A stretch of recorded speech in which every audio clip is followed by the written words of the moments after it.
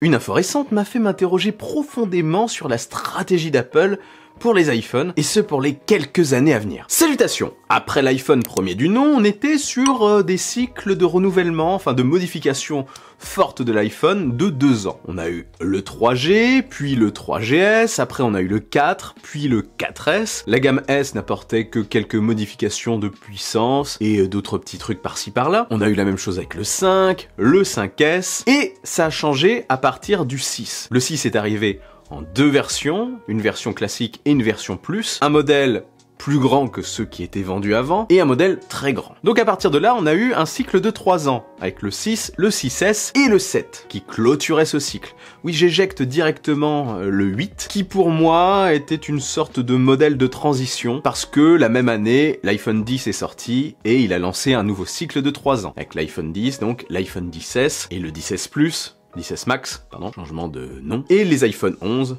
toute la gamme, 11, 11 Pro, 11 Pro Max. Fin d'un deuxième cycle donc de 3 ans. Avec l'arrivée de l'iPhone 12, de l'iPhone 12 mini, du 12 Pro et du 12 Pro Max, Apple a lancé un tout nouveau cycle avec un nouveau design, des bordures réduites, enfin bref, du changement, notamment le mini. Ensuite, la gamme S a disparu, ce qui a marqué un petit peu plus la fin d'un double cycle, d'un cycle de 2 ans. On a eu les iPhone 13 mini, 13, 13 Pro et 13 Pro Max. Et en 2022, les iPhone 14, 14 Plus, petit changement de ce côté-là pour la stratégie, le 14 Pro et le 14 Pro Max. Si on se fie à toutes les rumeurs, vraiment toutes les rumeurs, le 15 Plus, le 15 Pro et le 15 Pro Max, cette année donc, en septembre, devrait arriver avec un nouveau design, un design légèrement revu, avec non plus des bordures angulaires, mais des bordures arrondies, qui épousent d'une part à l'avant la forme de l'écran, des bordures qui rejoignent directement l'écran à l'avant, et le dos de l'iPhone. Et ce pour le 15, le 15 Plus, le 15 Pro et le 15 Pro Max. Tous les modèles sont attendus pour avoir Dynamic Island en haut,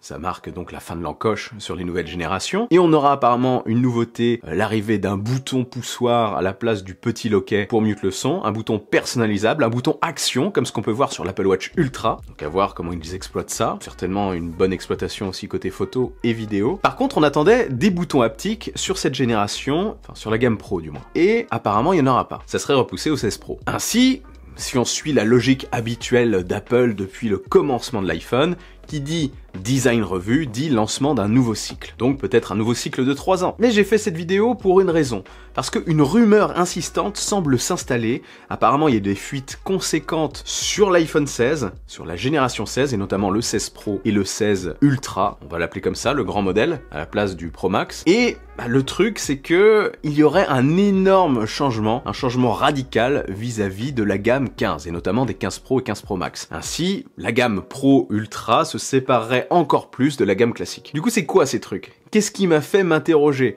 En fait, cette information, c'est que les iPhone 16 Pro et 16 Pro Max ou 16 Ultra, quel que soit son nom, seraient encore plus grands. Ils pourraient arriver avec des dalles sensiblement plus allongées. Apparemment, ça serait peut-être en hauteur, quoi qu'il en soit plus grande. Pour le 16 Pro, on quitterait le 6,1 pouces pour du 6,3 pouces. Et la grande version, qu'on peut appeler, comme je le disais, iPhone 16 Ultra, pourrait avoir un écran de 6,9 pouces. Ouais, c'est colossal, c'est énorme. Déjà, dites-moi en commentaire si ça vous intéresserait ce changement de taille. Qu'est-ce que vous en pensez? Je sais que certains utilisateurs d'iPhone Pro aujourd'hui trouvent que le 6,1 pouces c'est trop petit et que le 6,7 pouces, le max, c'est trop grand. Donc un 6,3 pouces pourrait leur correspondre. C'est peut-être ça la cible d'Apple. Et en réduisant encore plus les bordures, ça se verrait peut-être pas. Mais il y a quand même une grosse différence. Donc je pense qu'Apple pourrait rassembler autour du 6,3. Mais le problème, on va délaisser complètement ceux qui trouvent le 6,1 un petit peu trop grand et qui y vont par défaut. Ceux qui préféraient un 5,8 ou un 5,4 pouces. Là, ça sera minimum sur la gamme Pro 6,3 apparemment à partir du 16 Pro. Encore une fois, ce sont des rumeurs, mais elles commencent à être très insistantes quand même. Donc voilà, je sais pas, dites-moi ce que vous en pensez. Et pour le 6,9, c'est énorme évidemment, mais est-ce que certains d'entre vous seraient intéressés par un tel produit? Peut-être qu'il en aura plus que le Pro sous le capot. J'ai l'impression qu'ils ont l'intention de se diriger vers une gamme classique, une gamme Pro et un Ultra, donc on va voir ce que ça donne à l'avenir. On partirait alors,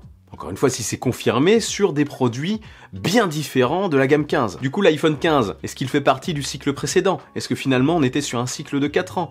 Est-ce que l'iPhone 16 lancera un nouveau cycle de 4 ans? J'ai l'impression en fait que il n'y a peut-être plus de cycle, et que face à un marché du smartphone en fort ralentissement, et ça ne va faire que s'accentuer, car le produit est totalement mûr, il y a de moins en moins de nouveautés, chaque année les smartphones sont juste un petit peu meilleurs en photo, un petit peu plus puissants, les écrans sont déjà excellents, on augmente un peu la batterie, on essaie de jouer là-dessus mais c'est déjà très bien. Donc je pense que la stratégie pourrait être de ne plus faire de cycle et de s'adapter au fur et à mesure des années pour proposer des choses suffisamment intéressantes, suffisamment attirantes pour dynamiser, enfin tenter de dynamiser un petit peu ce secteur du smartphone qui est en berne. Parce que oui, pour moi, on est au bout du smartphone, depuis des années d'ailleurs, je vous le dis, et ça commence aujourd'hui franchement à ressembler à ce qu'on voyait à la fin du GSM, les téléphones qui existaient avant le smartphone. Ça commençait vraiment à partir dans tous les sens. On avait des téléphones à clapet, des téléphones qui se dépliaient dans un sens, qui s'allongeaient, des téléphones en forme de manette de jeu, enfin on a eu toutes sortes de choses étranges. Là, on commence à avoir des téléphones de toute taille, des téléphones de tout gabarit, des téléphones qui se plient dans un sens, dans l'autre, des téléphones qui se déroulent. On sent qu'on essaie vraiment d'attirer par tous les moyens. Mais, comme je le dis, le produit est mûr,